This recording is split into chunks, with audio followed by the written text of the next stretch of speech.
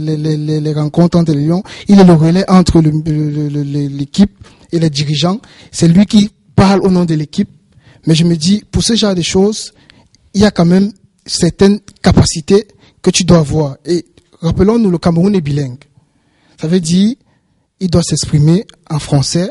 Et si un journaliste anglophone est devant lui, il devra être capable de répondre en anglais. Moi, je me dis. Je ne veux pas te couper dans ce que tu es en train de dire, mais je pense qu'il se pose maintenant par un problème d'intellectualisme à nos jours, n'est-ce pas, pour rendre plus clair ce que le Besson veut entreprendre en tant que team manager à l'équipe nationale. C'est vrai qu'il peut préparer des réunions, il peut être réellement assisté pour faire tout cela, mais mon problème, le grand problème sera la confrontation avec l'équipe nationale actuelle, qui est dirigée, selon moi, par Samuel Eto'o. Il faudrait le dire, même s'il a été suspendu, le brassage récemment.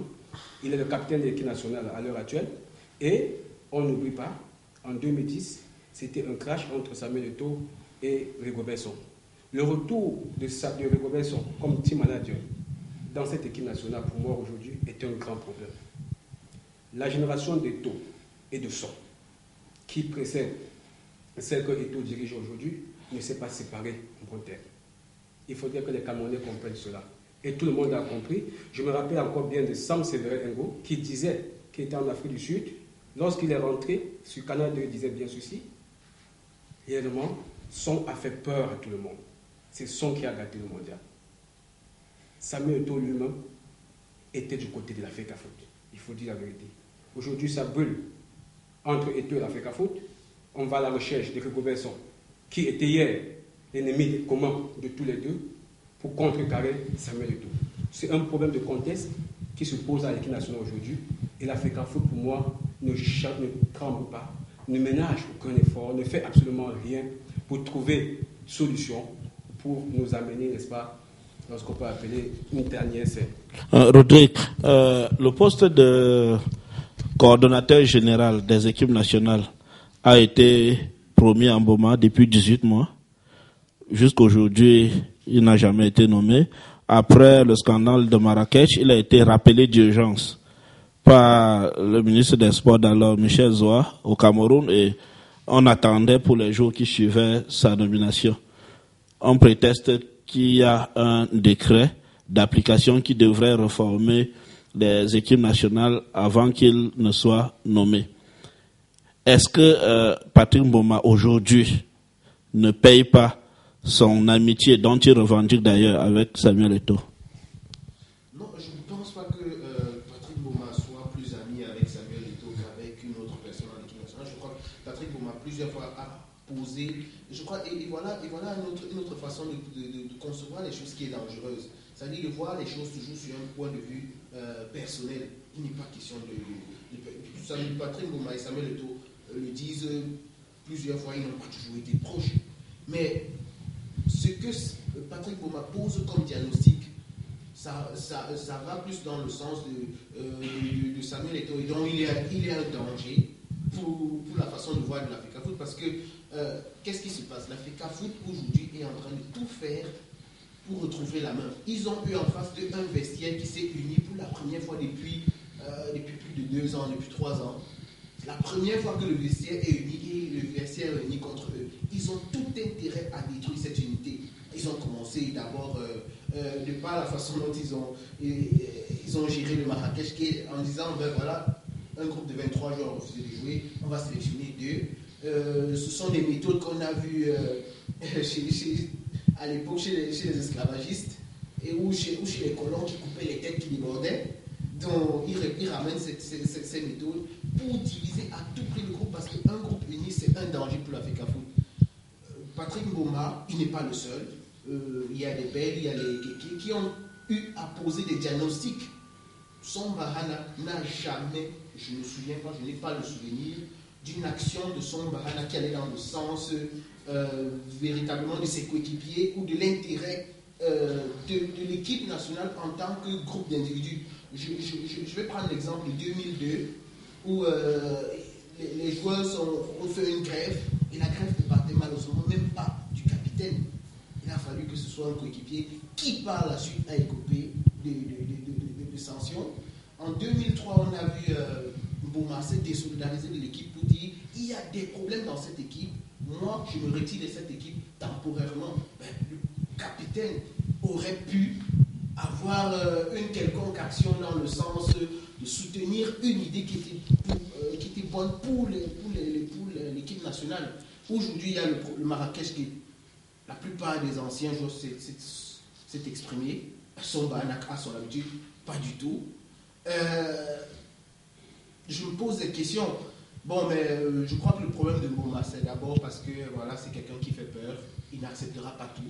Il pense d'abord à la compétence. Contrairement peut-être à un Somba qui s'est montré quelquefois malléable et qui s'accommode de beaucoup de choses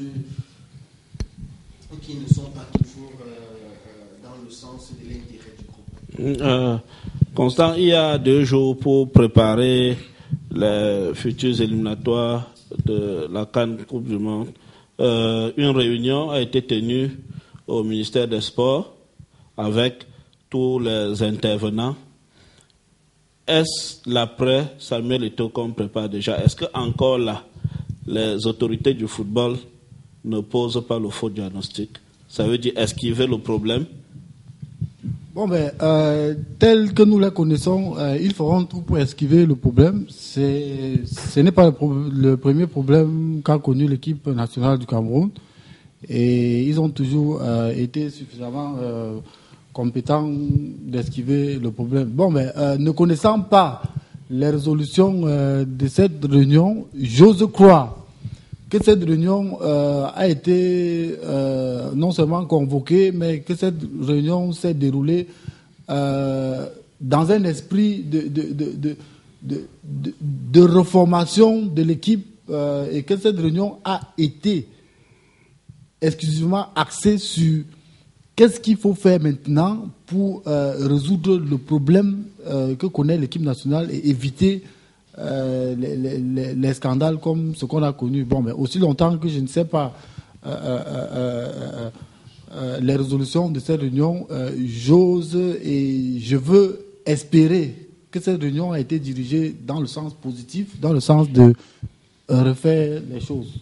Yann, le jeune étudiant et footballeur que vous êtes, quand vous voyez comment Samuel Eto'o est traité au Cameroun, lui qui est aujourd'hui le footballeur le plus payé du monde, l'un des footballeurs les plus médiatisés du monde, est-ce que le Cameroun n'a pas un problème avec la gestion de ses idoles? Je pense que c'est tout à fait le cas. Tout ce que vous dites est tellement vérifiable dans notre société. Le Cameroun jette toujours à la vindicte populaire les gens qui ont réussi. Il faut le dire. Parce que si on voit comment Samuel Eto'o est traité au Cameroun aujourd'hui, on se dit, peut-être ce qui lui arrive, d'une part, il a cherché lui-même, parce qu'il n'a pas toujours été quand même exempt de tout reproche tout au long de sa carrière et tout au long de sa vie au pays. Mais ce que je veux dire, c'est que ce genre de personnes, nous devons essayer de présenter le bon côté de ces personnes, c'est-à-dire le travail, la discipline et leur réussite. Parce que le jeune qui est aujourd'hui au pays, en train de jouer au football, il veut devenir comme Samuel Eto'o parce que il a envie, il rêve d'une vie meilleure en fait. C'est pour ça qu'il veut devenir comme Samuel Eto'o. Parce que si c'est que on nous avait présenté lors de notre jeunesse des médecins, des cadres, des sociétés, des ingénieurs, je crois que on aurait d'autres modèles. Mais dans la société d'aujourd'hui, les jeunes veulent ressembler à Samuel Eto'o parce qu'ils ont envie d'avoir une vie différente.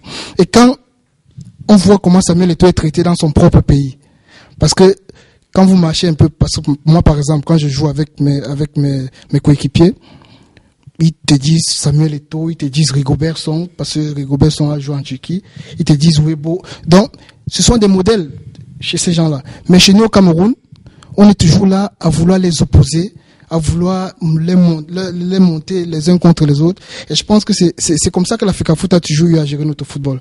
Et si c'est que nous ne disons pas non, je pense que nous serons encore dans 20 ans, dans 30 ans, au niveau où nous avons été en 90, en 82, là où le Cameroun n'a pratiquement aucun stade digne de ce nom.